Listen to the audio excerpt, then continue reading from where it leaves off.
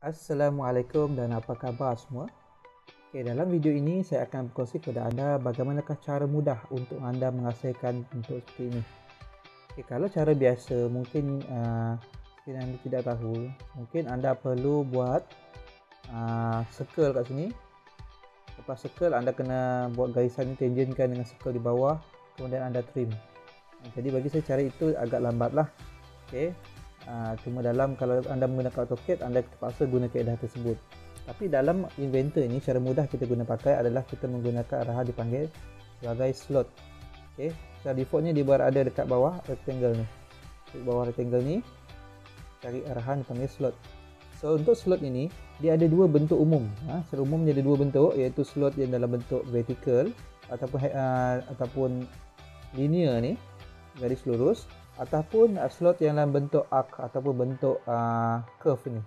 Bentuk kedua ni, curve. Ada dua bentuk di sini kita boleh guna pakai, bergantung kepada soalan. Untuk bentuk linear dia ada tiga kaedah yang anda boleh gunalah. Anda boleh guna, dan untuk curve ni ada dua kaedah. Cuma kalau anda biasa menggunakan atau Inventor ni menggunakan cara secara sketch saja, buat bentuk dahulu, kemudian baru masukkan ukuran, mana-mana kaedah ni tak menjadi isu. Tidak menjadi isu untuk anda. Tapi di sini saya akan tunjuklah satu persatu apakah yang dimasukkan dengan setiap kaedah slot ini. So untuk slot yang pertama dipanggil slot center to center. Bila disebut slot center to center bermaksud kita melukis bentuk ini, kita perlu buat bermula dengan center.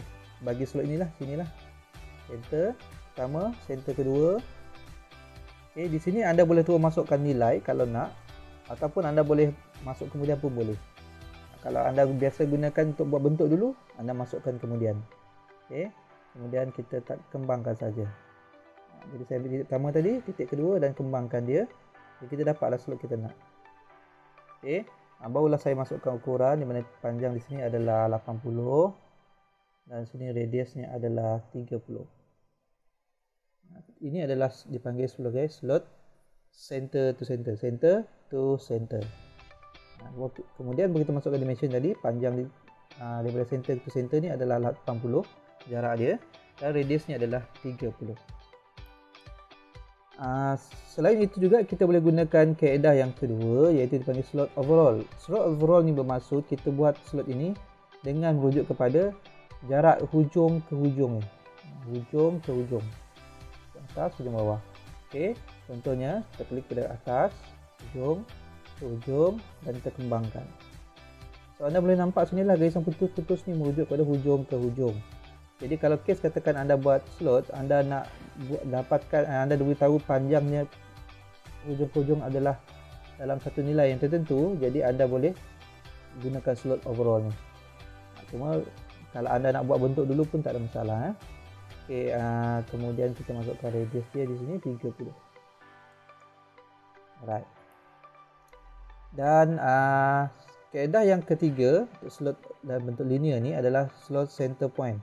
Slot center point bermaksud kita mula melukis daripada tengah. Daripada tengah-tengah ni kita lukis. Kemudian kita bagi dia jarak dan kita masukkan radius dia. Di mana slot center point ini lebih kepada kalau kita nak buat slot kita berada di tengah-tengah suatu kawasan. Di tengah-tengah suatu kawasan. Contohnya kalau saya buat kat tepi ni lah, saya buat tepi ni. Dia mula dengan tengah-tengah. Kita masukkan dia punya jarak dia dan kita kembangkan dia. Jadi bermaksud sini anda boleh dapat yang diberitahu kalau katakan kita nak melukis daripada tengah, inilah cara dia. Dia punya ukuran tak kisah, anda ambil daripada sama macam yang ni, kaedah dia pun boleh, tidak menjadi satu masalah. Dan di sini radius kita letak tadi 30. So ini tiga kaedah dalam menghasilkan slot linear ni. Dan kalau katakan anda nak buat slot kedua di kawasan yang sama ni, cuma bezanya adalah radius sahaja. Jadi caranya sama ada anda buat semula menggunakan slot ini, dan anda kena masukkan balik center to center dan kembangkan, ataupun cara lebih mudah adalah anda gunakan offset. Kalau dalam offset, dalam AutoCAD, offset ni kita kena letak jarak. Tapi kalau katakan anda nak mudah buat, tak perlu fikir jarak dia lagi, just klik pada offset, klik pada kita punya slot dan bawa dia ke dalam. Jarak biarkan dulu, baru kita masukkan radius. Berapa radius ini? Radiusnya adalah 10. Okey, sama juga di sini. Saya gunakan offset sahaja ke dalam. Okey, radiusnya adalah 10.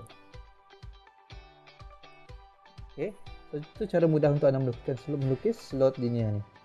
Melukis slot linear. Okey, seterusnya kita nak lihat slot yang jenis slot, bentuk slot yang kedua, itu bentuk yang curve macam ni. Okey, satu saya tunjuk kat bawah. Okey, ini bentuk curve seperti ini. So untuk slot bentuk curve seperti ini, dia ada dua kaedah yang kita boleh buat, iaitu pertama ialah kaedah 3 point arc. 3 point arc ni bermaksud kita nak melukis, kita melukis bermula dengan center di sini dulu. Bukaannya satu, bukaannya kedua, kemudian kita masukkan berapa radius dia. Contohnya, ambil ini satu, ini bukaan kedua dia, dan kita masukkan berapakah radius dia. Kita masuk radius, baru kita kembangkan. Okey, so di sini anda bolehlah masukkan dimension dia. Untuk di sini dimension saya ambil yang kecil dulu, 10. Okey, kemudian kita boleh offsetkan dia. Dan masukkan dimension dia sini adalah 30. Cuma jangan lupa masukkan dia punya radius lah. Jadi radius ni kalau kita dah buat dalam inventor bagus ni, kita tak kisah, tak semesti kita ambil dia ke tengah ni. Kita ambil dari hujung ni boleh, tergantung pada soalan. Kalau soalan bagi nilai hujung ni radius, kita masuk dalam radius hujung ni. Jadi kalau soalan tak bagi dia pada tengah-tengah, kita ambil radius dia dari tengah-tengah ni saja. Contohnya radius ni adalah 50. Okey. Dan kalau dan jika slot anda ini mempunyai nilai sudut, untuk kaedah pertama sudut, maka anda terpaksalah buat satu line daripada tengah-tengah center ini ke tengah radius kita, dan satu lagi line daripada titik tengah radius besar ni ke sini. Silap pula, ini bukan 50, ini 60. 60. Nah, edit tadi macam mana? Kita double klik saja dekat kita punya nilai. Ini kelebihan inventor lah. Kita boleh edit. Alright. Dan nak bagi dia sudutnya sekata, pakailah horizontal ni. Lebih dia sekata. Kemudian barulah kita masukkan sudut dia. Di sini sudutnya adalah 65. Baru kita ambil line kepada line, masukkan nilai 65. Ini adalah cara pertama lah.